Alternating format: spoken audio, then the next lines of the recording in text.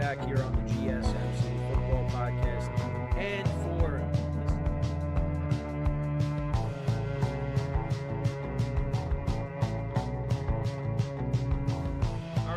we are back here on the GSMC Football Podcast. And for the final.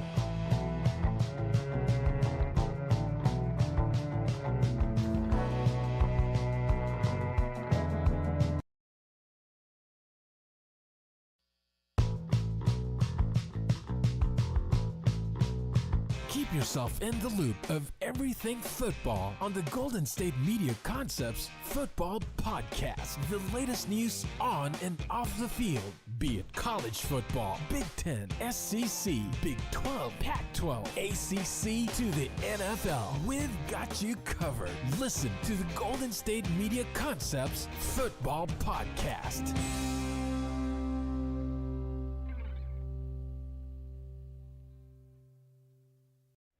And welcome everybody to another edition of the GSMC Football Podcast, brought to you by the GSMC Sports Network.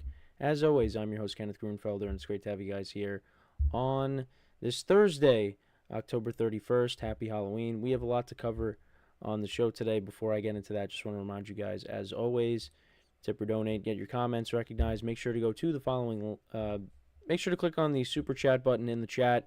This will help create a Super Chat of any thought or comment you may have throughout the live broadcast. I will acknowledge it, and it just makes the show more lively, more entertaining between myself, the host, and you guys, the viewers. We appreciate your guys' viewership each and every day, so any contribution you can make to the show means the world to us as we put out content for you guys each and every day. The other way to help out the show is by going to the link at the bottom of the show segment on the ticker, gsmcpodcast.net. That is gsmcpodcast.net. So let's get into what we are going to discuss for today. So we're going to start off the show. We are going to preview tonight's game between the Houston Texans and the New York Jets. Two teams heading in different directions. We'll get into that. And then we'll get into a bunch of recaps.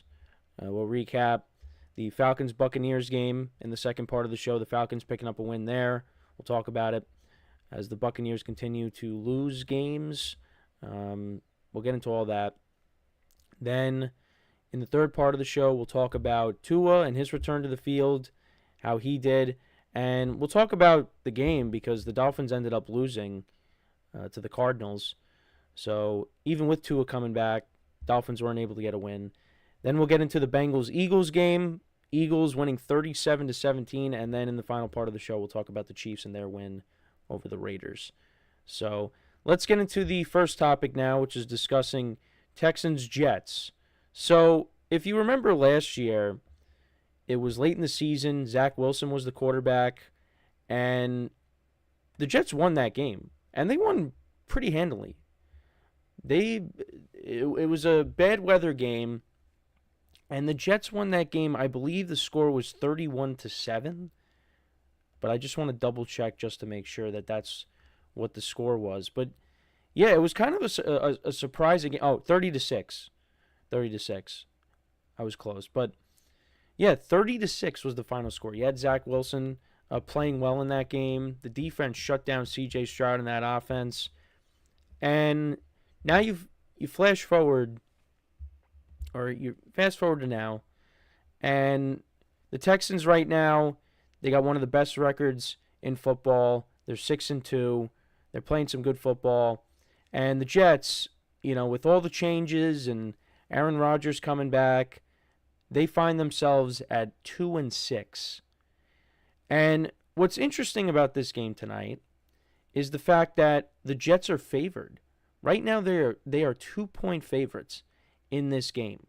And you're probably sitting there going, how is that even possible? How is that possible?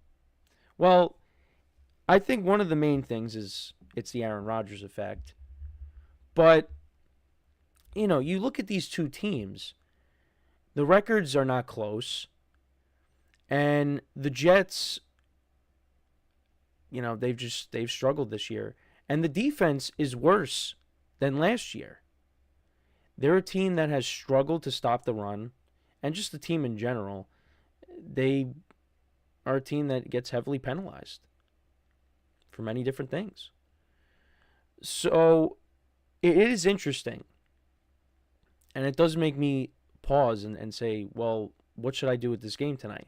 Well, I've kept picking the Jets. I keep picking the Jets every week, and they keep disappointing me. So, and after this loss to the Patriots, I'm pretty much off. I'm off the train. I'm off of it. And you know what's going to end up happening?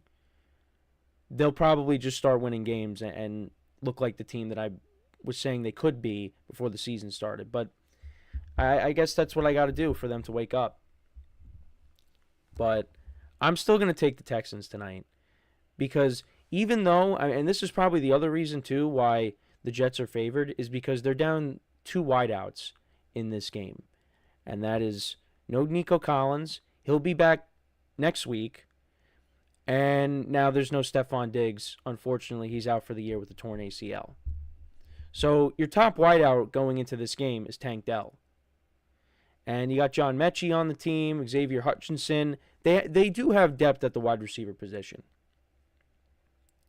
But I think for me, tonight is once again going to be a Joe Mixon game. The Texans are going to have to rely upon Joe Mixon because the Jets are not good against the run. They're not. And the Texans can run the football. Now that they got Joe Mixon back, and since he's come back, he's been awesome. You know, picked up right where he left off when he got hurt in week 2 and missed those weeks. He's been great. And I think that's going to continue in this game. And I just think, you know, the Texans, they have an advantage at quarterback right now. They got the advantage when it comes to the head coach. I just think ultimately, you know, the Jets are going to be 2-7 after this game tonight. Now, if the Jets end up winning this game, will I be surprised? No. I will not be surprised. Nothing surprises me. Nothing surprises me anymore.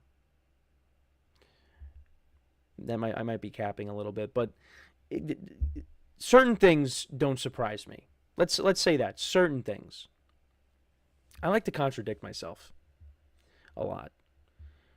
But yet, certain things won't surprise me. If the Jets go out there and they win tonight and the defense gets to C.J.Stroud and they sack him 5 times and, you know, they win 27 to 17 or something, yeah, I mean, it's not going to surprise me. Because this team is talented. But how people have put it in the media, they have talent. They're talented, but they're not a team. Or however they put it. They got talent, but they're not a team. That's what they are. They have a collection of talent, but they are not a team. And that is one of the things that, you know, I talked about going into the season is just, I mean, mainly it comes with coaching. Because coaching was a big reason why I was like, yeah, you're taking a risk here. And that's one of the main reasons why the Jets are in the position that they're in right now. And, you know, you look at Aaron Rodgers this season, and has he been the MVP the 4-time MVP? No. But you look at his numbers. I mean, by the end of the night, he's going to have over 2,000 passing yards, 12 touchdowns to 7 interceptions. I mean, is it great? No. But is it bad? Absolutely not. He hasn't been horrendous this year. There have been moments. I mean, the 3-pick game against the Vikings was not good, but they still had a chance to win that game. And you know what? When you look at a lot of the games that the Jets lost, outside of the 49ers game, the Jets could have won each of the games. I mean, the Steelers, I know they hung 37 on them, but the Jets were up 15-6 in that game. Even, you know, despite him throwing 3 interceptions, the Jets had an opportunity to go down the field against the Vikings in London and beat them. It's just there are other components to this. The defense is not as good, and I don't know what happened to Greg Zuerlein, but he hasn't been good either. He's been missing kicks in crucial moments. So it's a mess of a season for the Jets, and I don't know where they go from here after this year. I really don't. Does Rodgers retire? You know, do they take a quarterback? You know, right now, if the season ends today, they're picking in the top 10. So, I really don't know. But some of the things that they did this offseason, and this was pointed out, is some of the rotational players that they let go. Some of the other guys on the defense they let go. Letting Bryce Huff go, even though some Jet fans that I've talked to say he wasn't as good as people have thought. But you let him go. You traded John Franklin Myers to the Broncos. That was another trade that I think hurt them. There were guys that on this defensive line that they just, let go or traded, and, it ended up costing them right now. I mean, Hassan Reddick being out, they thought he was going to be a difference maker. I mean, we'll see. I mean, he didn't show up in the stat sheet against the Patriots, but, he's going to get more snaps as we move along here. But, you had that, and then you had Jermaine Johnson tearing his Achilles. It's just, the defense took a step back. And that's one of the big, that's the other thing. Like, I did not expect the defense to take a step back. I thought now you have Rodgers, you're going to have a better offense. I thought this defense was going to show up, and it really hasn't. It hasn't. So let's kind of run through the league rankings. So passing yards per game, Texans are 7th, Jets are 11th. Rushing yards per game, the Jets are actually 30th, even though Breece Hall has been making plays as of late, but it's in the passing game. Texans actually are 18th, averaging 118.9 rushing yards per game, but that also had to do with the fact that, Joe Mixon was out. So if Joe Mixon played every game, they wouldn't be 18th.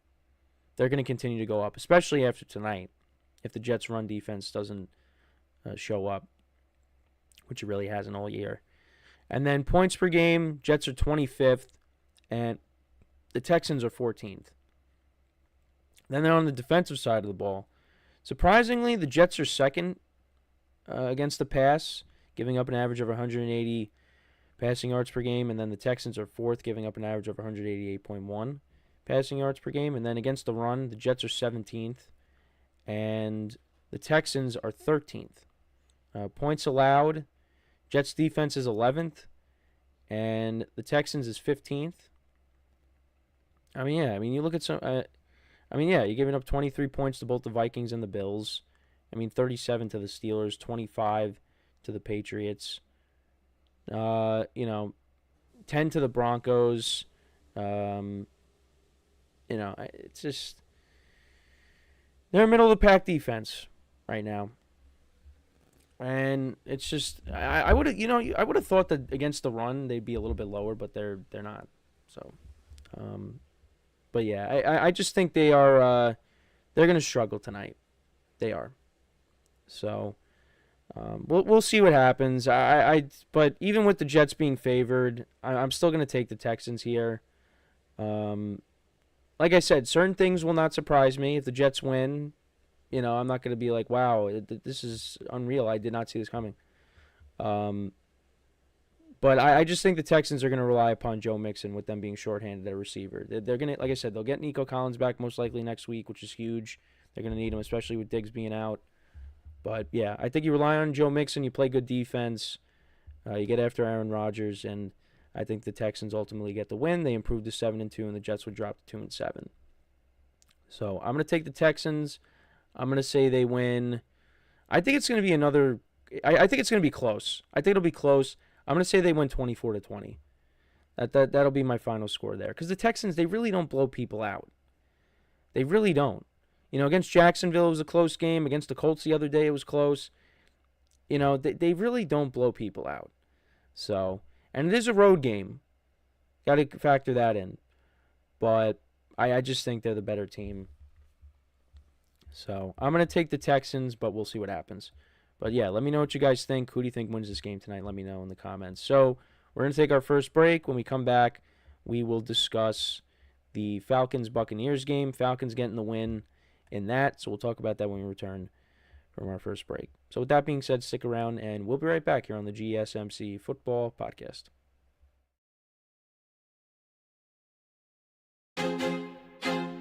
I feel like I'm losing my mind. Is everybody in the world blind? Please, Lord, give me a sign, a sign. I feel like I'm losing my mind. Is everybody in the world blind? Please, Lord, give me a sign, a sign. I wanna wanna be the greatest. Everybody on the fake shit. I look around and feel like everybody is the fakest. I make this every day and I'm impatient, hoping one day I blow up from the basement. Statement, the top is so vacant. I don't hear shit that I think is amazing. Waiting for my day when I'm playing sold out shows for 1,000 faces. Hey, give me that crown, get in my way and to be put down. It ain't your place, all this my town. If I want that shit, then I'll get it right now. I'm losing it, the noose it fits, I'm losing shit, a stupid myth. You choose to live or choose to dip, you choose to fight or lose your grip and lose a gift. Oh. I feel like I'm losing my mind. Is everybody in the world blind? Please, Lord, give me a sign, a sign. I feel like I'm losing my mind. Is everybody in the world blind?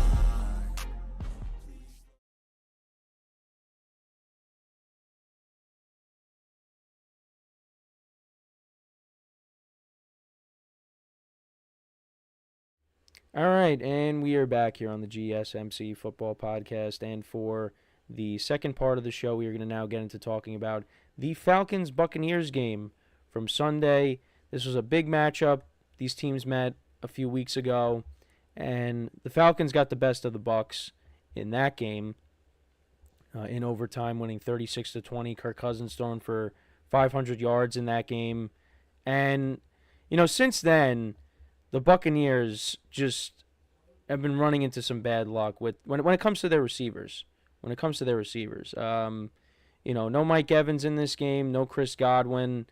And, you know, despite that, you know, it still ended up being a close game. And the Buccaneers definitely could have won. But one of the things that they are, you know, struggling with, besides, you know, just being injured at the receiver position, is the fact that their defense just has not been playing good. Their defense has been giving up a lot of points. And, you know, Baker Mayfield and that shorthanded offense has to keep up with these teams. I mean, you know, last week they played against the Ravens. Ravens put up 41 points against them. You know, when Mike Evans went out, you know, Baker threw a couple of interceptions. And, you know, now you got to keep up with the Falcons team that's inconsistent, but, you know, they've proven in these two games that they could put up points on this Buccaneers defense. And, you know, Baker and the offense did what it could do. But in the end, it just wasn't enough, and they can't come up short. Going through the game summary, the Bucs got the ball first, and they immediately fumbled. You know, 2 plays into the drive, they fumble. Rachaad White ends up fumbling. It gets recovered by Jesse Bates, and Kirk Cousins turns that into a touchdown. On 4th and 3, he connects with Kyle Pitts for a 36-yard touchdown. There was a defensive holding on the play. But, yeah, that put them up 7-0. Kyle Pitts actually had a big day on National Tight Ends Day. Forgot to even mention that it was National Tight Ends Day. And a lot of tight ends showed out. George Kittle was good. Kate Otten in this game was good. Kyle Pitts was good. A lot of tight ends showed out. But then the Bucs answered. You know, 15 plays, 70 yards, 8.5 minutes of time of possession. And, like I said, Baker Mayfield connects with Kate Otten for a 5-yard touchdown. So they tied the game there. Then the Falcons punted, and then the Bucs, they had the lead. On 3rd and 8 from their 28, Baker connected with Kate Otten for a 29-yard pass play. They eventually get down to the Falcons 18, and Baker connected with Rachaad White for an 18-yard touchdown. So, yeah, they were up 14-7. You got to feel good. You know, keep it going. But then the Falcons responded. 7 plays, 70 yards. Kirk Cousins connected with Kyle Pitts for a 49-yard touchdown. Now, it looked like it was going to end up being a touchback because it got knocked out of his hands, but they ended up reviewing it and it was upheld. And he did cross the plane right before it got knocked out. So it was 14-14 at that point. Buccaneers then punted. Falcons, another touchdown. Kirk Cousins connected with Darnell Mooney for a 30-yard touchdown. So that made it 21-14. Bucs responded, kicking a field goal with Chase McLaughlin. It was a 52-yarder. But the Falcons then responded with the field goal of their own, Younghoe Koo from 39 yards out. So at the half, it was 24-17. Then Falcons punted on their first drive in the second half. Baker threw an interception, but the Falcons didn't do anything with it. Buccaneers then turned it over on downs on their drive. They went for it on 4th and 3, and they ended up losing 2 yards. And then the Falcons turned that into a touchdown. Kirk Cousins connected with Bijan Robinson for a 6-yard touchdown. So that made it 31-17. Baker once again throws another pick, trying to hit Jalen McMillan. They were at the Atlanta 24. Then there ended up being a safety, so that made it 31-19, and then the Buccaneers turned that into a touchdown. Baker Mayfield connected with Cade Otton for another touchdown, so that made it 31-26. And then the Falcons missed a field goal. So, the Bucs had, a minute to drive down the field, but, they got down to the Atlanta 33, but there were a couple of penalties, and they couldn't score on that drive. They ran, well, partly because they ran out of time, but yeah, it's another loss. They dropped to 4-4. Kirk Cousins, very good game. 23 of 29, 276 yards, 4 touchdowns, no interceptions. Did have the fumble that, or did have a fumble, but yeah, he also had the safety that ended up happening. Bijan Robinson, 63 yards on the ground. Tyler Algier had 33 yards on the ground. Ray McLeod, 1 carry for 17 yards. Kirk Cousins actually had 16 yards rushing. So maybe, getting more confidence in his legs when he has to. He had a 13-yard run in this game. Kyle Pitts, big game. 4 receptions for 91 yards and 2 touchdowns. Darnell Mooney had 4 for 86 and a touchdown. Bijan Robinson had 7 for 43 and a touchdown. Drake London, 4 for 34. The Falcons' defense, no sacks in this game. Younghoe Koo went 1 for 2 on field goals, 4 for 4 on extra points. Then for the Buccaneers, Baker Mayfield, he's a mixed bag. He throws for over 300 yards and 3 touchdowns, but then you got the 2 interceptions. He went 37 of 50. Bucky Irving had 44 yards on the ground. He was their leading rusher. Rashad White only had 29 yards on the ground. The Bucs as a team only ran the ball for 102 yards. Cade Otton was their leading receiver, 9 receptions for 81 yards and 2 touchdowns. Raheem Jarrett had 3 receptions for 58 yards. Bucky Irving had 7 for 40. Rashad White had 5 for 38. And a touchdown. Jalen McMillan had 4 for 35. Trey Palmer had 2 for 29. The Bucs defense had 2 sacks in this game, but, they're giving up a ton of yards. The Falcons finished with 394 yards. And actually, the Bucs had 432 yards of offense, and they ran 12 more plays than the Falcons did. But the Falcons also at times had shorter field position to score. But, the Falcons now improved 2-0 against the Bucs on the season. And, right now you look at this division and you like the Falcons' chances. They got the Cowboys at home coming up this week, and the Cowboys are not playing well. They're not playing well. Dak and CeeDee got it going at the end, but, you could say, well, that was in garbage time. I think that'll be a competitive game because I don't trust the Falcons. I don't. I trust them enough to win the division, but I don't trust them in other games, in certain games. Like this game, I don't trust them. Like, I think they should win because the Cowboys have not been playing great, but the consistency with this offense has been a question. Has been in question because, you put up 36 points against the Bucs in Week 5. You put up 38 points against the Panthers in Week 6. And you won them in 2 different ways. The Week 5 game against the Bucs was with the passing game, and the Week 6 matchup against the Panthers, that was more of the running game. And then you go up against Seattle, and Kirk Cousins turns the ball over 3 times, and the Seahawks end up winning 34-14. But now this week you play against the Bucs, you put up 31 points. Kirk Cousins has 4 touchdowns. It's just the consistency of this team. They still got to work on that. And again, Cowboys are not playing great, but would not surprise me if they ended up winning this game.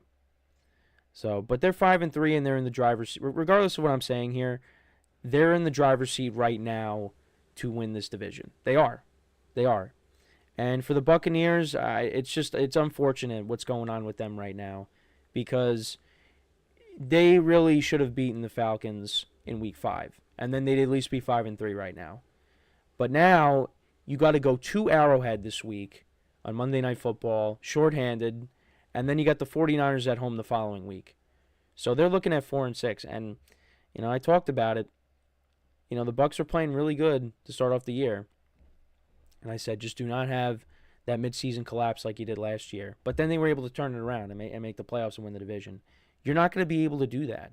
Now, if they could find a way, to somehow split the Chiefs and 49ers games. They could find a way. Then you go into the bye, you come out, you take on the Giants, you take on the Panthers, you take on the Raiders. So if you could split, go 5-5, and you come out of the bye week, you're looking at possibly 3 straight wins. Now, it's not going to be easy. The one game, believe it or not, I think the toughest game out of those 3 is the Giants, because the Giants have a good defense. But they just can't put up points. And, the Buccaneers defense has struggled this year. But then again, the Giants have gone up against defenses like the Bengals defense, which is one of the worst defenses in football. And they only put up 7 points. So, and they're missing their left tackle. But I think if the Bucs can at least split, and then it looks like you're going to get Mike Evans after the bye week. So that could be huge if they could somehow find a way to split. I don't think they're going to. I think they're going to go 0-2, and you're going to be 4-6. But, you're 4-6, you win 3 straight games, you're 7-6, you're right back in it. And then you got the Chargers, which is going to be a tough game. Then you're at Dallas, which is going to be a tough game as well. Panthers should win that. And then at home against the Saints, you should beat them.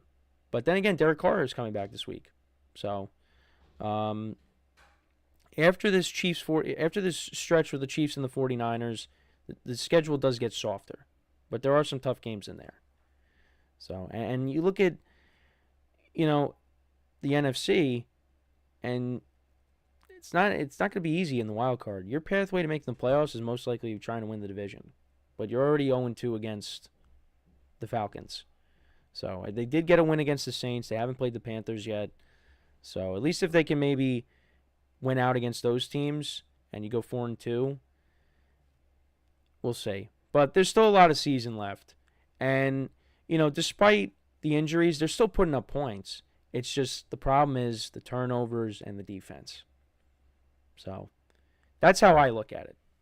But let me know what you guys think, though, about this game. Do you think that with this win, do you think this kind of cements, it's still early, but do you think that the Falcons now are in the driver's seat to win this division? Do you think the Bucs can somehow find a way to get themselves back in it? Let me know in the comments. And it's unfortunate because Baker's had a good year, and it's just the Buccaneers just ran into some bad luck. And it looks like that, we could be heading towards something similar to last year where, at one point they were 4-7. But let's see. They got to go up against the Chiefs. And, it's going to be a very tough game. That defense on the road, you're shorthanded. But, Baker's played some good games there before when he was a member of the Browns, even though they lost both in the playoffs and in the season opener. The season after that in 2021, but maybe they find a way. Who knows? So before we go to break, I just want to remind you guys once again to tip or donate and get your comments recognized. Make sure to hit that super chat button in the chat of any thought or comment you may have throughout the live broadcast. I will acknowledge it. Just makes the show more lively, more entertaining between myself, the host, and you guys, the viewers. We appreciate you guys' viewership each and every day, so any contribution you can make to the show means the world to us as we put out content for you guys each and every day. And also, the other way to help out the show is by going to the link at the bottom of the show segment on the ticker, GSMCpodcast.net. That is GSMCpodcast.net. So when we come back from our next break, we will talk about the Dolphins-Cardinals game. We'll talk about Tua making his return to the field. We'll get into that, how he did, and we will also talk about the game itself and the Cardinals pulling off the win. So we'll get into all that when we return. So with that being said, stick around, and we'll be right back here on the GSMC Football Podcast. Looking for your daily fix of sports talk without having to pay for it?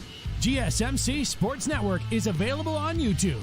Just search GSMC Sports Network. Get your fix of daily sports talk shows on YouTube, absolutely free. NFL, college football, NBA, MLB, MMA, UFC, fantasy football, and so much more.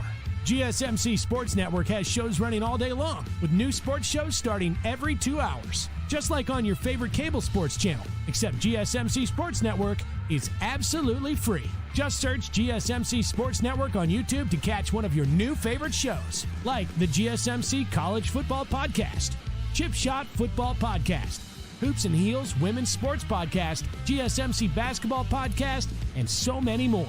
Check it out for yourself.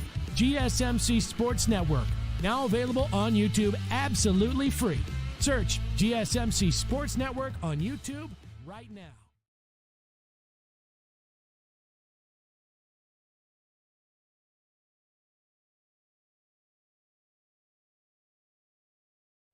All right, and we are back here on the GSMC Football Podcast. And for the third part of the show, we're going to now get into talking about the Dolphins-Cardinals game. We'll also talk about Tua as he made his return to the field after the concussion for the first time since week 2 against the Buffalo Bills, right? I think it was week 2.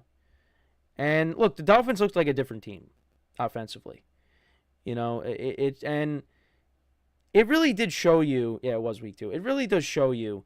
And I know some people may, have their criticisms when it comes to Tua, and believe me, I'm one of those people.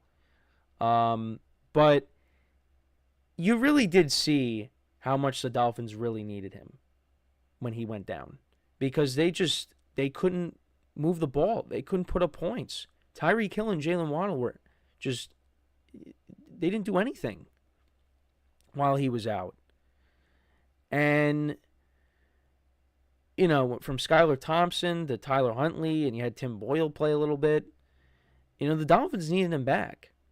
And he came back, and, you look at his numbers, and, I'm not going to say he was spectacular, but you know what? He wasn't bad. He was not bad from what we see here. And again, not like he put up monster numbers, but compared to what the Dolphins were getting, you'll take it. But the problem is, the Dolphins still ended up losing the game. 28-27, they lose to the Cardinals. They were up 20-10 in the third quarter. And, at that point, you're thinking, they're going to win this game, right? They got to. Cardinals are coming a long way, out west, making a cross-country trip over here. You thought, they should get this win, but they didn't. They got the ball to start off the game, and they went right down the field. There was actually a fumble on this drive, but the Dolphins ended up recovering it. Tua ended up losing the ball. Then there was another fumble, but again, Dolphins were able to retain possession. And then Raheem Mostert scores from 1 yard out. So 7-0 Dolphins, and you thought, all right, here we go. Dolphins are back. Then the Cardinals punted, and then it was 10-0. It was 10-0. Dolphins scored on their first 2 drives, and, Dolphins fans had to be really happy. 53-yarder by Jason Sanders. But then the Cardinals put together a drive. They went 9 plays, 70 yards, and that led to a Kyler Murray to Michael Wilson touchdown from 6 yards out, so that made it 10-7. Both teams punted. And the Dolphins got more points before the end of the half, a 25-yard field goal by Jason Sanders. So, yeah, that made it 13-7 at the half. Cardinals then opened up the half with a field goal, a 57-yarder by Ryland. So that made it 13-10. Dolphins then scored a touchdown, and that made it 20-10. Tua connected with Devon Achane for a 12-yard touchdown. But so, yeah, at that point you thought Dolphins should win this game. Cardinals punted. However, there was a fumble on the drive by the Dolphins, and that led to a safety, so that made it 20-12. And then the Cardinals scored, getting the ball. So, and Kyler connected with Marvin Harrison Jr. for a 22-yard touchdown. They went for 2. They did not get it. So it was a 2-point game. Then the Dolphins went up by 9. It was 27-18. Raheem Mostert scored his second rushing touchdown of the game, so that made it 27-18. Then the Cardinals scored again, and that was a James Conner touchdown, so that made it 27-25. Dolphins then punted, And then the Cardinals won at the buzzer. Chad Ryland, a 34-yard field goal to win the game. And the Cardinals pull off the upset, if you even want to call it that, 28-27.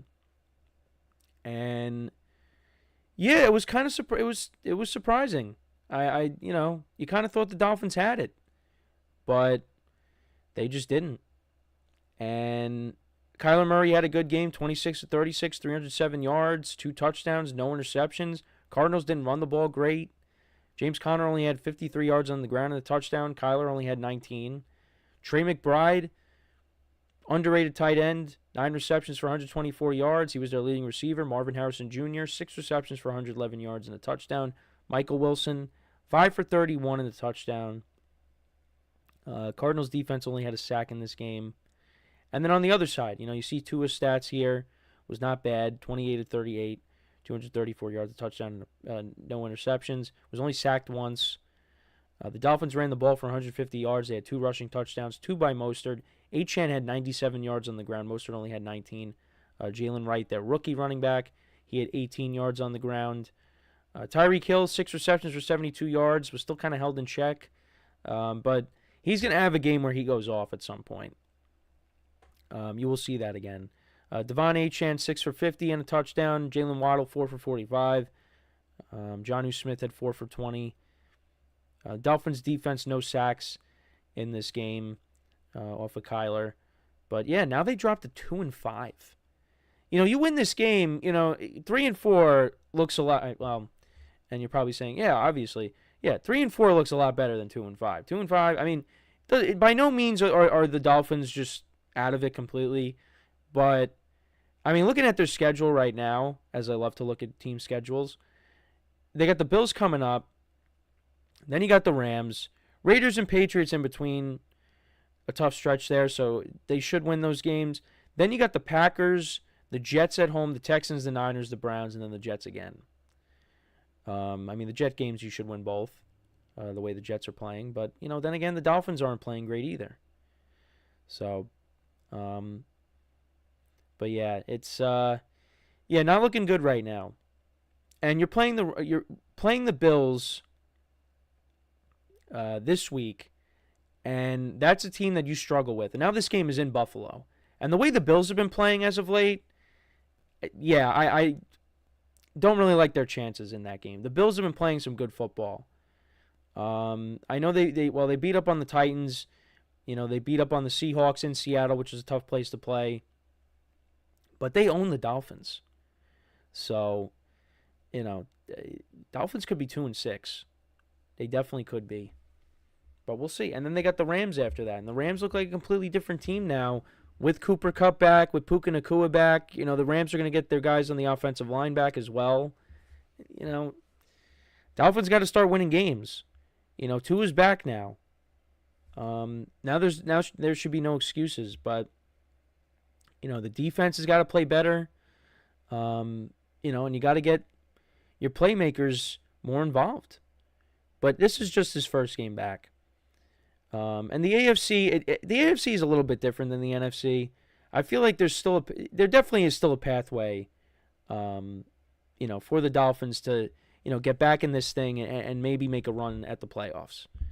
But, they got to start winning football games. That's the bottom line. And right now they're 2-5, and they're looking up at a lot of teams. So, but I do want to talk about the Cardinals, though. So the Cardinals are just such a weird team. And they've won 3 of their last 4 games. They're 4-4 right now. Believe it or not, they are actually in first place in the NFC West. Now, they're tied with the Niners and the Seahawks at 4-4, but technically they got the tiebreakers over those teams. And the Rams are 3-4. It's going to be interesting how this NFC West shapes out. But, give credit to Kyler Murray and that team. This is why people had them, being a sneaky team this year and potentially making the playoffs. Because they have talent on this team. Now, they still got a lot of work to do with this roster. They got to continue to improve this defense. And I think, this is another team that I think, maybe in the draft they go and try to get a receiver. That's just one thing I would say. But I like the direction the Cardinals are going in. I think a lot of people, though, they have, their questions when it comes to Kyler. I think Kyler is a good quarterback, but can they win with Kyler Murray is the question. Can they get to the playoffs and can Kyler take them on a run? That's something that, I think still remains to be seen. We only got one glimpse of him in the playoffs, and it was horrendous against the Rams the year they won the Super Bowl. So that's a question that still needs to be answered, and maybe it's never answered. But he is the guy for the Cardinals right now, and you see what he can do. The talent is there, but in a big spot, can he deliver? And you know what? Look, they were down on the road on the East Coast, and they came back. The Dolphins are a different team than they were, last week when you had, Tyler Huntley playing. Now you got Tua, so it was going to be a tough game. But you know what? Give them credit. They won the game. They've beaten the 49ers on the road, and the 49ers have had issues, but you know what? Give them credit there. They won that game, and, they beat a good Chargers defense at home. Give them credit. I'm trying to see what were their other wins. So, yeah, they beat the Dolphins, they beat the Chargers, they beat the 49ers. Well, then they beat the banged-up Rams team. But, against the Lions, they only lost by 7. They struggled in that game. And then you know what, you can make the argument they should have beaten the Bills in week 1. They had that game, and then Josh Allen and the Bills came roaring back. So, but, yeah, they're 4-4, and, they got a shot. There are a lot of teams in the NFC that, have a chance to make the wild card. And you would have thought it was like the reverse. You thought the AFC was going to be the conference that, they'd be battling it out. But that's just not the case. Okay. Yeah, we've been having issues with with stuff going on in the house. So we just we got that squared away. So that was my dad telling me that. I kind of wish he waited till after the show to tell me that, but that's okay. That's all right. That's at least one good thing that we've gotten taken care of. Because we were dealing with had a crazy few days. We had a bee infestation, and then we also had our pipes being clogged, and those have been taken care of. But in between all that, we also had the World Series last night, and that was rough. And I'm just gonna leave it at that. I'll be honest, I didn't even want to do the show today after last night, but you know what? You have to. I wasn't gonna be like, oh, I can't do this, but it just that's the kind of mood that I was put in after last night. So, and I'm sure during the production meeting it'll be discussed. But anyways, now I kind of just went off on a tangent there. But yeah, so that's what's been going on in my house at the moment. But so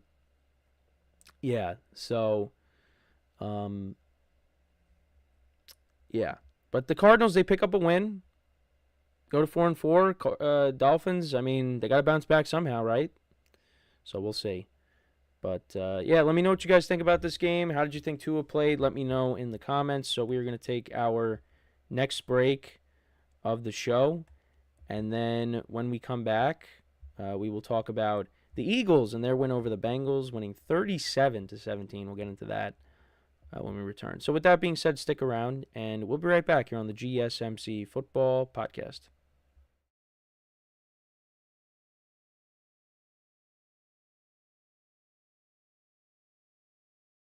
For the best and latest podcasts available anywhere, go to the podcast app on your cell phone and type in GSMC to access free content-rich podcasts on health and wellness, book reviews, sports, entertainment, relationships, social media, movies, technology, finance, and even weird news. Subscribe and download the GSMC Podcast Network's family of shows, available everywhere podcasts are found.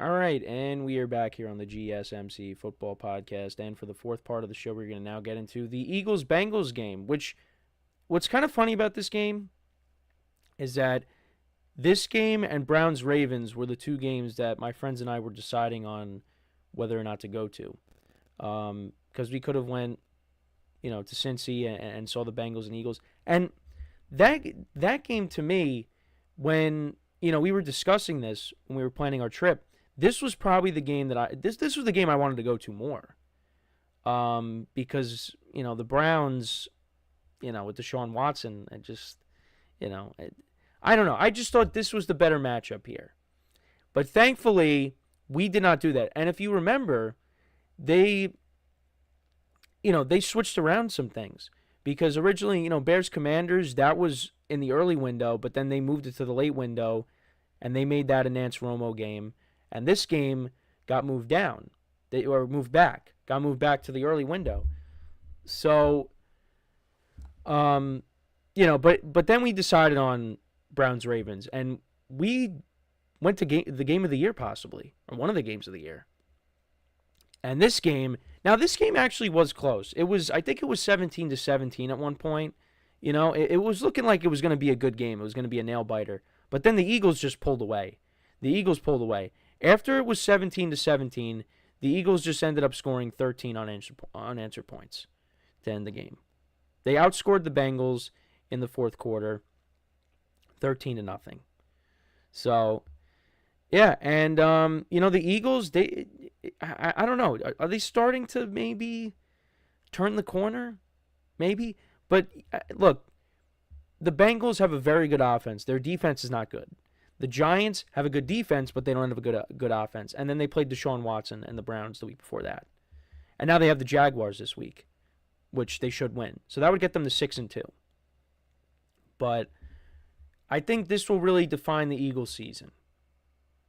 From week 10 to week 13, you have the Cowboys at Jerry World. You have the Commanders. You have the Rams with a healthy offense in week 12. And then you're at the Ravens, week 13. That is on December 1st. So that 4-week stretch right there. And then in between that, because then you have the Steelers, the Commanders, and the Cowboys again in weeks 15 through 17. In between all that, you got the Panthers week 14. So pencil that in as a win. So really from weeks 10 to 17, that is going to define your season. What the Eagles actually are. I mean, I kind of know what they are at this point. I don't think they're a bad team. I don't think they're an elite team. They're in the middle. They're in the middle. And they're 5-2 right now. Give them credit. But you know what? Look, the Bengals have been putting up a lot of points this year, despite the defense not being good. They held Joe Burrow in that offense down in the second half. So, but let's kind of go through the drive summary or the game summary. Bengals got the ball to start off the game. They put together a 10-minute drive. Wow. They go down the field, and Joe Burrow connected with Jamar Chase, who's been unreal. He caught a touchdown there, so that made it 7-0. Jake Elliott on the Eagles' first drive kicked a 39-yard field goal, so it was 7-3. Then the Bengals responded. Evan McPherson kicked a 27-yard field goal, so that made it 10-3. Eagles punted. McPherson missed a field goal, a 54-yarder, and then the Eagles cashed in. They scored a touchdown, a tush push. And Jalen Hurts finished with, I think, 3 rushing touchdowns. Well, rushing touchdowns in quotations.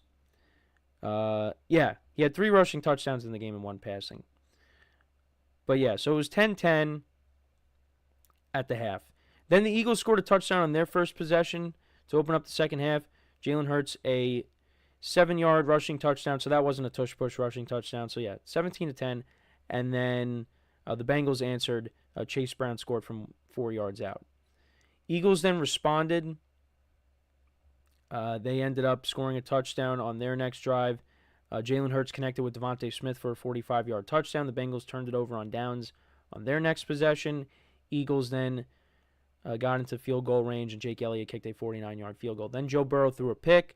That led to another Eagles touchdown, a tush-push by Jalen Hurts from 1 yard out, 34-17, and then the Bengals fumbled. Mike Gesicki fumbled, and then that led to another Jake Elliott touchdown. So, yeah, that was a 47-yarder, and that was the final score, 37-17. And the Eagles, they outscored the Bengals in the second half, 27-7. 27-7. You got to give them credit there. You know, this is a good Bengals offense. Now, they were missing T. Higgins, and that's a big loss for them. But got to give them credit. Saquon Barkley had over 100 yards rushing in this game. Jalen Hurts, he went 16-20 for 236 yards, 1 touchdown, no interceptions, was not sacked at all in this game. Devontae Smith had 85 yards receiving and 1 touchdown. A.J. Brown had 5 for 84. Eagles defense only had 1 sack in the game. And then for the Bengals, Joe Burrow went 26-37 for 234 yards, 1 touchdown, 1 pick. Chase Brown had 32 yards on the ground and a touchdown. Mike Gesicki, 7 for 73. Jamar Chase had 9 for 54 and a touchdown. Jermaine Burton had 1 for 41. Gesicki lost the fumble in this game. Bengals defense, like I said, had no sacks. So, but yeah, the Bengals are 3-5. You know, I did pick them in this game because they were at home. But, yeah, that defense, you know, you won those 2 games against the Giants and the Browns. Browns was with Deshaun Watson for the most part, and then you had DTR, and then Jameis threw a touchdown at the end. But, you know, against some of these other teams, and losing to the Patriots in Week 1 should not have happened. They should have won that game. The Chiefs game they should have won. But, you know, against these good offenses like the Commanders, like the Ravens, like the Eagles, I mean, you're giving up 30-plus points. It's not good. You know, the Chiefs, you gave up 26 points. Well, there was a defensive touchdown there, so technically not 26. But still, the Bengals, right now, if I were to say, are they going to make the playoffs or not, I'm probably going to lean towards saying no. I mean, they're 2 games back. You do have the Chargers on your schedule. They do play them at some point because that's a team that's ahead of you at the moment. You know, you still got the Ravens again. Because right now, they're the only teams that are ahead of them. Well, you got the Broncos, the Ravens, and the Chargers occupying the 3 wildcard spots. Then you have the Colts, who are ahead of you. So, there's not that many teams that they got to climb up. They got to climb over, but you still got to climb over those teams. So, and the defense just still has not been playing good. And I don't know. I don't think they're going to be able to correct it. Now, they do have the Raiders this week. I think they should win that game. You get to 4-5. But then you got the Ravens on the road. You got the Chargers, who have a good defense, on the road. You know, it's going to be tough. It is going to be really tough. But, you know, they just got to outscore people. I mean, and you know, this was a 17-17 game. It was anybody's ball game, but the Eagles just took over, and you got to give them credit. But, yeah, like I said, did the Eagles turn the corner? I can't say yes yet. I mean, I guess, you know, winning against the Bengals on the road, I'll give them that, you know. But I got to see how they do when they get to the tough part of their schedule. When they're taking on their divisional opponents, how are they going to be when they take on the Commanders? Because the Commanders are playing really well right now. You know, how are they going to stack up with the Cowboys? I mean, right now, the way the Cowboys are playing, I think the Eagles should beat them both times. They should. But who knows? And then, you know, the Rams and Ravens back-to-back weeks. Both road games. How is that going to go? They did beat the Rams on the road last year. How are they going to do here? That's on Sunday Night Football. And then you got the Ravens. You know, so, which that should be a a really good game. 2 mobile quarterbacks. With Lamar Jackson. We'll see how that goes. But look, the Eagles are 5-2. Despite everything I am saying right now, the Eagles are in a good spot. They're 5-2. They're in a wild card spot right now. I mean, right now, the best player on that team is Saquon Barkley. Saquon Barkley right now is the best player on the Eagles. Offensively. And he is making a difference for this team right now. Now, if you think about it, the Eagles could be 6-1. Because if Saquon doesn't drop that pass against the Falcons way back in week 2, you're 6-1. You're 6-1. But they're not. And what was your other loss that I'm blanking on? Their other loss came against the Buccaneers. Yeah, so they're 0-2. Well, no, sorry. They are 1-2 against the NFC South. Yeah, the Buccaneers game, they had no chance. But Falcons should have won that game. You'd be 6-1. You would, if they win that game, they're in first place in the NFC East. But they're only a half game back of the Commanders, and they still haven't played them yet. So I'm curious to see how those games go. And I said this before, the Commanders, they gave the Eagles problems last year. Both games. It took everybody. It took everything for the Eagles to win those games. One of them went to overtime. The other one they were down and they came back. Now this team is better. So, and that defense that I've had, I said that was going to be one of the main reasons why I thought they just were not going to finish with a very good record. It's starting to play better. So, that was a team I was wrong about. I will fully admit that. I thought maybe, give them another year, get another draft, another good free agency. I was just kind of like, you brought in all these, these veterans that are kind of just past their prime, and, the defense, the secondary is still not great, and, the offensive line, might give Jaden Daniels problems, but no. The Commanders are a good team. They are a good team. I was wrong about them, and I will fully admit that. And right now I'm looking like I'm wrong about the Bengals as well, because I thought they'd be one of the top teams in the AFC North, and I had the Steelers, below that. I had below them. I had the Browns ahead of them, but Steelers right now are in a great spot. Russell Wilson's playing good football. That defense is playing well. They're running the football. Special teams has been great. Steelers are a good team. So, for the Bengals, they got a lot of catching up to do. They haven't played the Steelers yet. They've played the Browns once. They've played the Ravens once. And they're 1-1 in those games. So, and they got the Ravens coming up next week. Got to win. And then you go from there. And then, the Browns, now with Jameis in the fold, it's going to be different. So, and then for the Eagles, hey, you're 5-2. Give them credit. Take on the Jags, win that game, you're 6-2. And then you get to the tough part of your schedule. And we'll see. And like I said, we'll see what they're really made of. And yes, I'm including the Cowboys in the tough part of their schedule because it's a divisional opponent. And I still kind of don't trust the Eagles right now. So, but yeah, let me know what you guys think about this game. What were your takeaways from it? Let me know in the comments. So we are going to take our final break of the show. And then when we come back, we will talk about, once again, the last remaining undefeated team, the Kansas City Chiefs, as they once again win and defeat the Raiders. We'll say the Ravens. Defeated the Raiders. So we'll get into that when we return.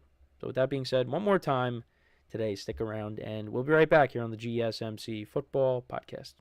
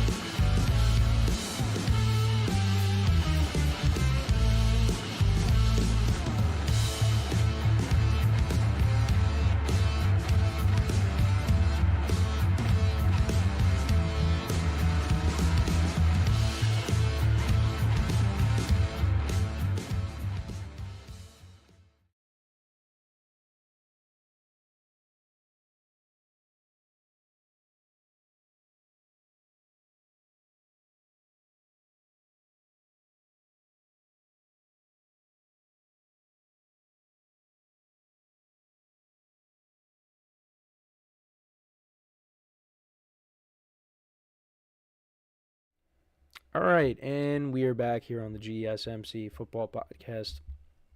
And for the final part of the show, we're going to get into talking about the Chiefs-Raiders game. Wanted to get into a couple of things. DeAndre Hopkins made his debut with the Chiefs, but was quiet. Only had 2 catches for 29 yards. Travis Kelce scored a touchdown. His first touchdown of the season. He had 10 receptions for 90 yards. Xavier Worthy also had a touchdown in this game. Kareem Hunt had a touchdown in this game. Patrick Mahomes threw a horrible interception. The Chiefs were backed up deep in their own territory, and he throws a pick. But guess what ends up happening? The Chiefs' defense prevents the Raiders from scoring. They don't get any points on that drive. Nothing. And that is the strength of the team. Once again, is that defense. They lost L'Jarius Sneed. Doesn't matter. That defense is still elite. I mean, it's one guy, but still, that was a big part of their defense. And it really does not matter. They still got most of those guys, but they just keep rolling. They actually scored a touchdown on their first drive. They went right down the field, 9 plays, 70 yards. Mahomes hit Hopkins for 13 yards, 25 yards to Kelce, 21 to Samaje Perine, and that led to a Kareem Hunt 1-yard touchdown. Then the Raiders, they actually responded on their drive. They went 12 plays, 70 yards, almost 7.5 minutes of time possession down the field, and Gardner Minshew connected with Jacoby Myers for a 7-yard touchdown. So they tied the game. Chiefs punted. Raiders, they kicked a field goal. So they were up 10-7. Carlson made a 54-yard field goal. But then the Chiefs responded with a touchdown to make it 14-10. Mahomes connected with Travis Kelce for a 5-yard touchdown. The Raiders punted, and then the Chiefs were able to get points before the half. A 42-yard field goal by Harrison Butker. So, yeah, that made it 17-10. Both teams exchanged punts.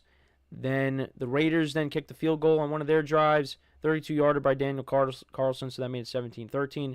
But, yeah, Mahomes throws a pick. So there were a couple of penalties. You had illegal block above the waist, so that forced them back.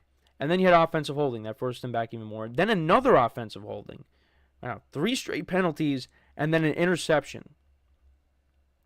So, yeah, that was not good. But then it didn't matter. You know why? Because the Chiefs' defense is elite. 4th and goal, they go for it, the Raiders, and Minshew ends up getting sacked. Then the Chiefs go 19 plays, 87 yards, almost 10 minutes of time possession, 9 minutes, 43 seconds. They get down into field goal range, and Harrison Butker from the 5 kicks a 24-yard field goal. So, yeah, that made it 20-13. Then the Raiders fumbled. That led to another Chiefs touchdown. They made it 27-13, and that was the Mahomes to Worthy touchdown. And then the Raiders, they put together a touchdown drive. Minshew connected with Turner for an 11-yard touchdown on 3rd and 10. And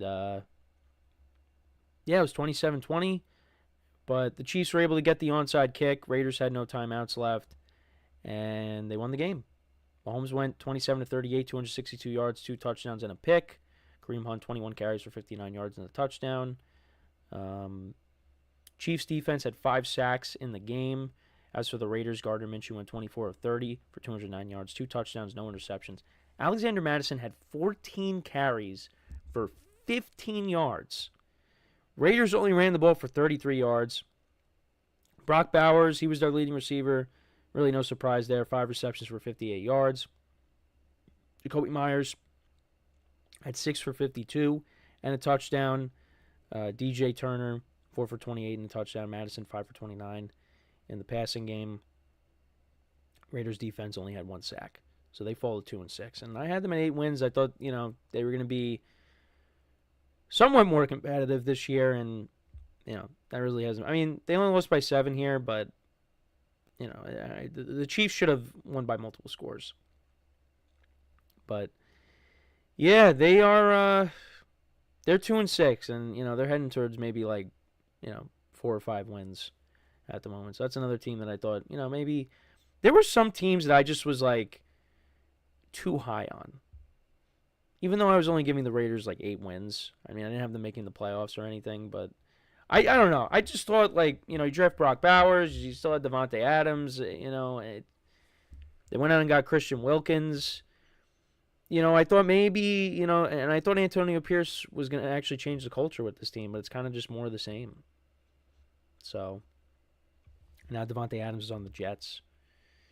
But the Chiefs just continue to win games, and, who knows when they will lose a game. I would like to think that the Buffalo Bills will give them their first loss, but I'm not sure. It's either going to be, it could be the Buffalo Bills, maybe it could be the Chargers, maybe it could be the Texans, maybe it could be the Steelers. Maybe Jameis pulls it off in Week 15. I don't know. There are some games left where they could lose. They could, but I don't know. I mean, I would love for my dad's sake if the Steelers won on Christmas against them. But, yeah, I don't know. They just continue to find ways to win. And it's not pretty. I mean, Mahomes still, hasn't been spectacular. The interception, was bad, but he had 2 touchdowns, threw for 260 yards. It's not like he had a bad game. And right now, so his touchdown to interception ratio, is it updated? Yeah, no. Right now he's got 10 touchdowns. No, wait. No, he's got 8. Yeah, it's 8-9. It's 8-9 right now. Which I can't believe after, week 8. That's his touchdown to interception ratio. It's 8-9. You wouldn't expect that. This guy threw for 50 touchdown passes his first season. But either way, look, he's not playing good, but the Chiefs are undefeated. So, and what happened last year? I'm going to keep saying it. We kept saying, this is not going to be the year, is it? They're not going to win this year. They did win. And you know what? They may look like this now, but you got some guys coming back on offense. Once you get to the playoffs, it is completely different. It's completely different. And they know how to get it done in the playoffs. They know how to get it done. So we could sit here and say, yeah, the offense, Mahomes doesn't look good. The touchdown interception ratio is not great. Does not matter. Does not matter. The defense is the strength of the team right now. And you know what? Travis Kelce, he scored his first touchdown. He's going to have multiple touchdowns in the playoffs if he's playing. So we could sit here and say, this might not be it. You don't know that. You don't know that. We saw the same thing unfold last year, and they won the Super Bowl. So, but it's going to be tough. Like the Ravens, despite them losing against the Browns, they've gotten it going offensively with Lamar Jackson and Derrick Henry. So, I want to see them play against each other again. There's other teams. I mean, the Bills. I mean, it's going to be the same teams that they always run into. So it's going to be like, well, they're just going to beat them again. We'll see. But let me know what you guys think though about this game. Chiefs are still undefeated. Raiders 2-6. But yeah, that's pretty much it. I hope you guys enjoyed the show today. I am definitely going through it right now with, what happened last night in the World Series. And like I said, it was it definitely was tough getting up and coming on and doing this show. But got to do it, I obviously, I used to do the baseball podcast. Now I'm doing this. But it's just, I can't really I don't want to get into all of it, but it just, it was definitely definitely the worst loss I've probably ever experienced as a sports fan, honestly. And it's funny because the game one of the World Series, I thought it was that one, but no, it was the one last night. 2 losses like that in less than a week. I love sports, but when you experience things like that, it just, and we all have. We've all experienced losses. Some worse than others. And the losses in the World Series those were the worst losses I ever experienced. And I don't, and that's just how I feel right now. But you know what? Still got football to enjoy that, even though it's not even like I have a good football team to root for. Right now the football teams I'm rooting for don't exist. They're not real. They're fantasy football. Those are the teams that I'm still invested in. And because the Giants aren't good, and the Jets prediction looks horrible right now. Let's see if they get a win tonight.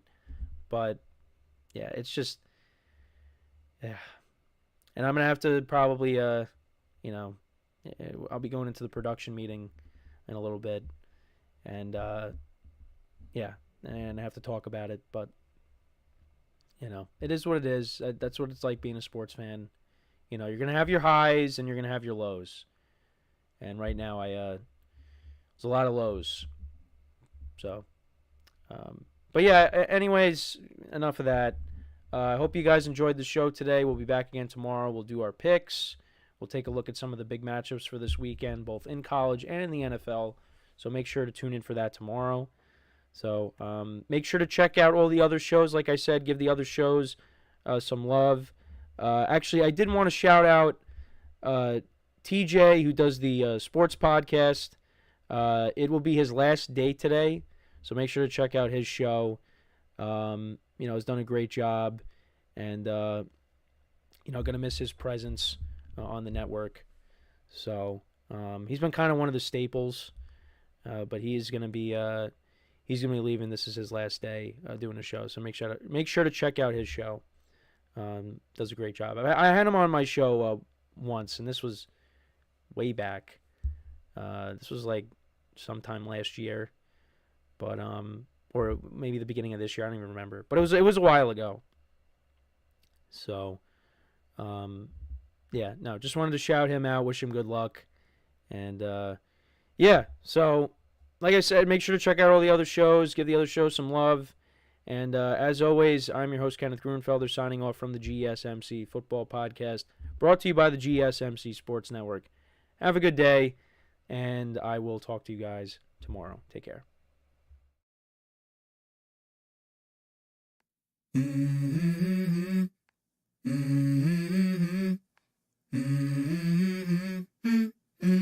Let's go. I wake up to a little bit of drool on my pillow, feel like it's gonna be a bad day. Yeah, I'm tired of